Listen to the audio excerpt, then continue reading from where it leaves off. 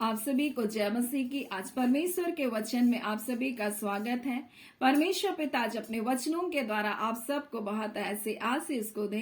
पिता परमेश्वर आज अपने वचनों के द्वारा आपसे बोले और बातचीत करे। आज हम तैयारी के विषय में बातचीत करेंगे और आज हो सकता है ये तैयारी आशीषों की, भलाई की, छुटकारे की, चंगाई की तैयारी हो सकती है, या फिर ये तैयारी भी हो सकती है कि आपके जीवन में क्या बातें होने वाली है उनके लिए परमेश्वर आपको तैयार कर रहा है।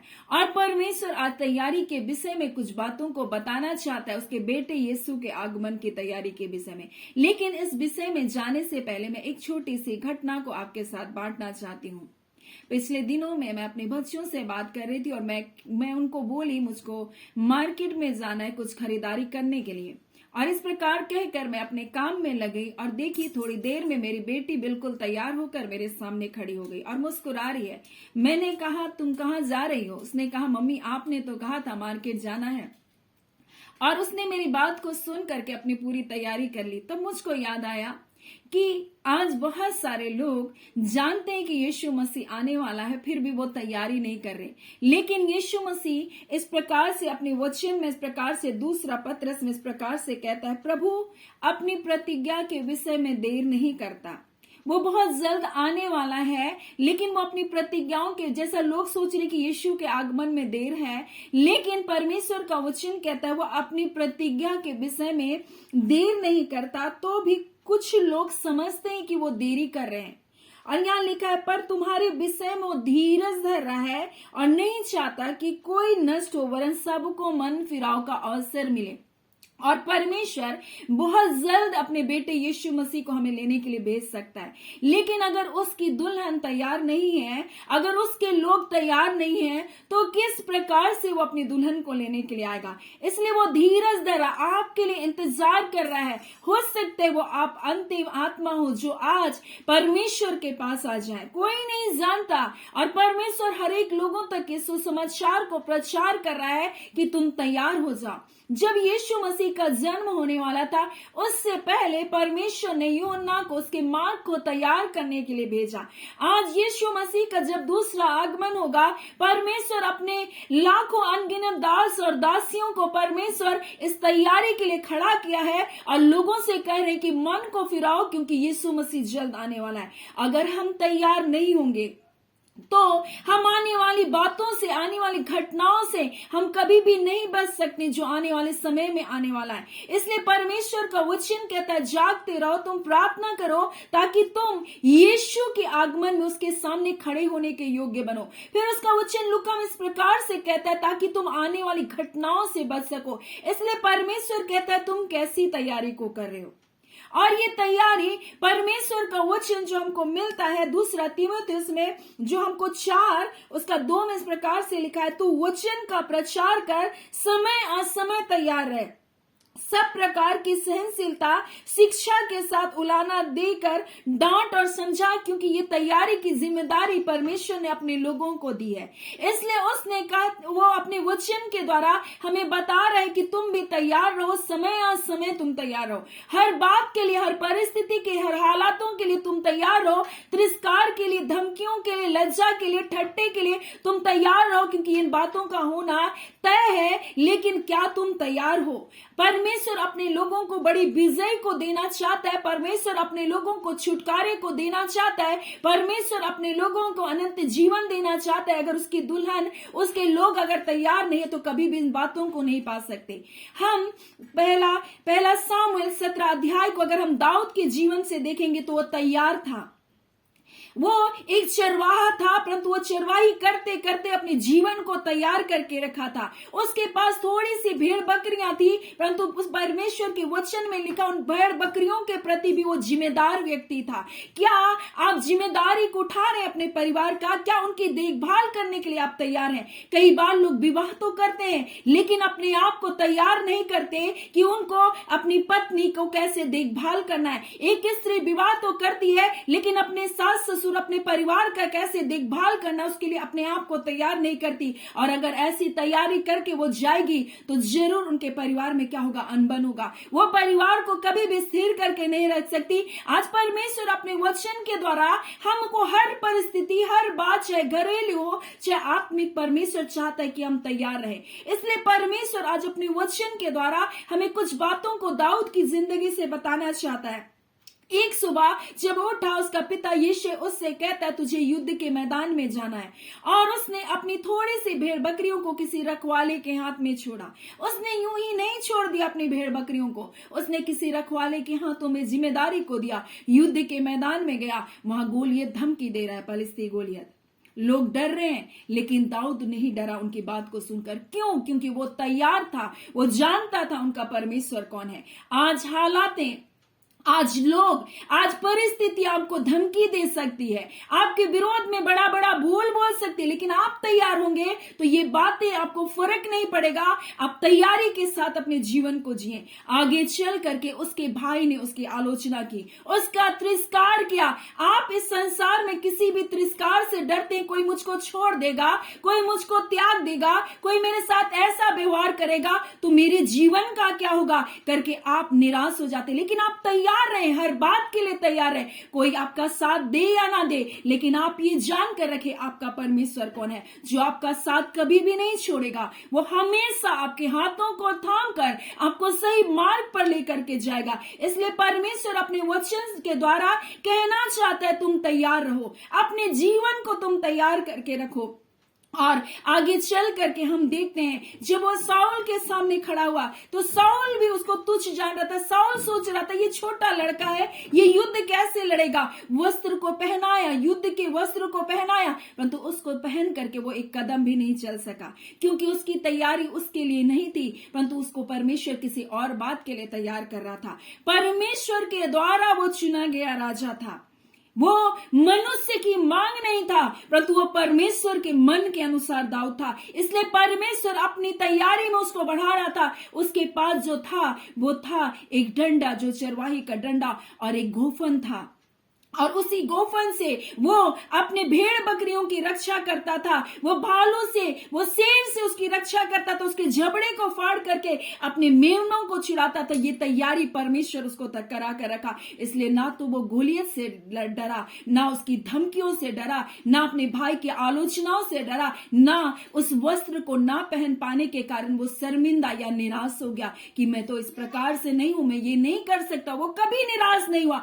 आज परमेश्वर कहता है तुम्हें जीवन में बहुत सारे हालातों, बहुत सारी परिस्थितियों से होकर गुजरना पड़ेगा, लेकिन तुमको लज्जित नहीं हो।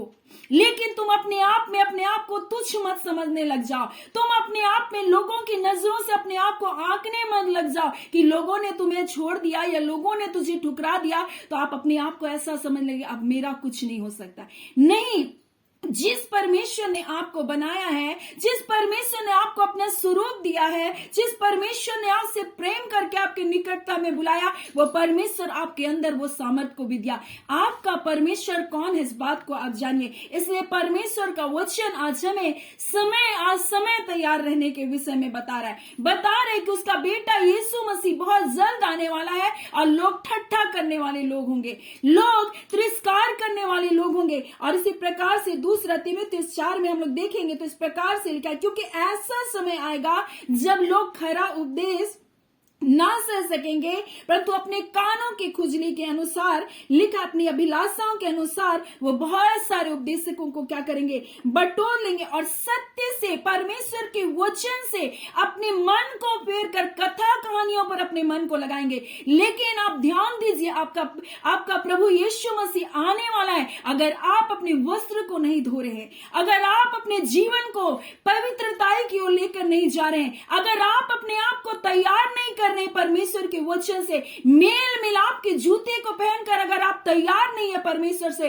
तो उसका बेटा आएगा और आप रह जाएंगे यहीं पर। और इसलिए परमेश्वर का वचन कहता है तुम तैयार रहो, तुम अपने जीवन को तैयार करो। इन बुराई से, इन अभिलाषाओं से, संसार के इन भोग विलास की बातों से, इन झूठी बातों से अपने आप को अलग कर लो। क्योंकि हो सकता है संसार में तुमको आनंद मिलेगा, हो सकता है थोड़े दिन का तुमको सुख मिलेगा, हो सकता है सब कुछ तुमको मिल जाएगा, लेकिन अगर आपके प्राण की हानि हो जाए तो उससे कुछ लाभ नहीं, परमेश्वर का वचन कहता है। और दुल्हन जब तैयार होगी तब यीशु मसीह कहता है कि वो आ जाएगा अपने लोगों को लेने के लिए, और स्वर्ग में बड़ा आनंद होगा जब दुल्हन तैयार होगी। जो हमको मिलता है प्रकाशित वाक्य उसका 19 उसका 7 में इस प्रकार से लिखा है, स्वर्गदूत इस प्रकार से कहेंगे, आओ हम आनंदित और मगन हो और उसकी स्तुति करें, क्योंकि मेमने का विवाह आ पहुंचा है और उसकी दुल्हन ने तो अपने आप को तैयार कर लिया, और स्वर्ग में आपके कारण आनंद होगा। परमेश्वर का वचन कहता है एक पापी जब अपने मन को फिराता है, हम देखते हैं पृथ्वी में किसी को फर्क नहीं पड़ता, परंतु स्वर्ग में आनंद मनाया जाता है। वो कहता है देखो ये प्रभु की दुल्हन ने अपने आप को तैयार कर रही है, देखो ये प्रभु की दुल्हन है जिसने पवित्रता के वस्त्र को धारण कर लिया, ये इसने धार्मिकता को स्वीकार कर लिया, इसने अपने आप को उन पापों से अपने आप को हटा लिया करके स्वर्ग में आपके लिए आनंद होगा। आप कैसी तैयारी कर रहे हैं? आप अपने जीवन को किस रूप से आप तैयार करें? इसलिए परमेश्वर का वचन हमसे कहता है कि वचन का प्रचार कर, समय आज समय तू क्या कर, तैयार रह, उल्हाना भी दे बुरा, डांट और समझा भी बुरा। क्योंकि अगर आप इसी भोग विलास में, संसार के अभिलाषों में फंसे रहेंगे, आप कभी भी स्वर्ग नहीं जा सकते, आप कभी भी परमेश्वर को प्रसन्न नहीं कर सकते, क्योंकि शरीर के काम तो प्रकट है करके परमेश्वर का वचन कहता है। और जितने गंदे काम है, जितनी आंखों की अभिलाषाएं, जीविका का घमंड है, जिस चीजों पर आपको घमंड हो रहा है कि मैं बहुत तरक्की कर लिया, वो आपको स्वर्ग के राज्य लेकर नहीं जाएगा। परंतु आप कितना लोगों के साथ भलाई के कामों को करके आप तैयार हैं? क्या आपके सामने किसी भूखे को आप खिला रहे? क्या किसी अनाथ, किसी मारे मारे की आप सूदी रखते हैं? क्या किसी ऐसे लोगों को आपने अपने घर में पनाह दिया है? अगर आप ऐसा परमेश्वर को स्मरण करके आप भलाई के काम को कर रहे तो आप तैयारी में हैं। अगर आप परमेश्वर से मेल मिलाप कर लिए तो आप तैयारी में। अगर आप प्रार्थना करके जागृत हैं तो आप तैयारी में। जब आप तौबा का जिंदगी को जी रहे तो आप तैयारी में। जब आप गुनाहों को छोड़ते हैं तब आप तैयारी में। जब आप गंदी वीडियोस को देखना छोड़ते हैं तो आप तैयारी में। जब आप गाली देना छोड़ते हैं तो आप तैयारी में। जब आप चुगली करना छोड़ते हैं आप तैयारी में। जब आप ईर्ष्या करना छोड़ते हैं आप तैयारी में। और परमेश्वर का वचन कहता है समय, आज समय तू तैयार रहे, उल्हाना दे। परमेश्वर का वचन कहता है लोगों को समझा, क्योंकि ये जिम्मेदारी परमेश्वर ने अपने लोगों को दे रखी है। परमेश्वर कहता है कि मेरे लोगों को तुम तैयार करो, मेरे संतानों को तैयार करो। दाऊद तैयार था, इसलिए एक बड़ी विजय को पाया। परमेश्वर आपको आशीष को देना चाहता है अपने वचन के द्वारा। परमेश्वर आपको छुटकारे को देना चाहता है आपके जीवन के द्वारा। अपने आप को आप तैयार कर ले, अपनी जिंदगियों को आप तैयार कर ले। अगर गुनाह में अपने जीवन को आप जिएंगे, आप फिर से आप दाह में, आप बुराई में, आप चुगली में, जो ईर्ष्या में अपने जीवन को जिएंगे, आप कभी भी परमेश्वर के राज्य में नहीं जा सकते। और परमेश्वर आज अपने वचन के द्वारा अपने प्रिय लोगों से कहना चाहता है, अपने बेटे अपने बेटियों से कहना चाहता है। और यही बात पौलुस तीमुथियुस की दूसरी पत्री में तीमुथियुस को कहता है कि परमेश्वर और मसीह यीशु का गवाह करके जो जीवतों और मरे हुओं का न्याय करेगा, उसके प्रकट होने पर और राज्य की सुधि दिलाकर मैं तुझको आदेश दे रहा हूं। बोल रहा है, ये एक ऑर्डर है परमेश्वर का कि तू क्या कर, तैयार रहे, हमेशा हर बात के लिए तैयार रहे। दाऊद अपने आप को तैयार करके रखा था, इसलिए उसको किसी बात का फर्क नहीं पड़ा और इसलिए उसने गोलियत के ऊपर जय पाया। आप तैयार होंगे हर बात के ऊपर, हर परिस्थितियों के ऊपर। अगर आप तैयार रहेंगे तो आप निश्चय ऐसे बड़े गोलियत को, ऐसी बड़ी परिस्थितियों से, ऐसी बड़ी हालातों को जो विपरीत आपके जीवन में होगा, आप उस पर जय को पा सकते हैं। सो परमेश्वर पिता इन वचनों के द्वारा आप सबको बहुत ऐसे आशीष को दे। आमीन। आइए हम प्रार्थना करेंगे।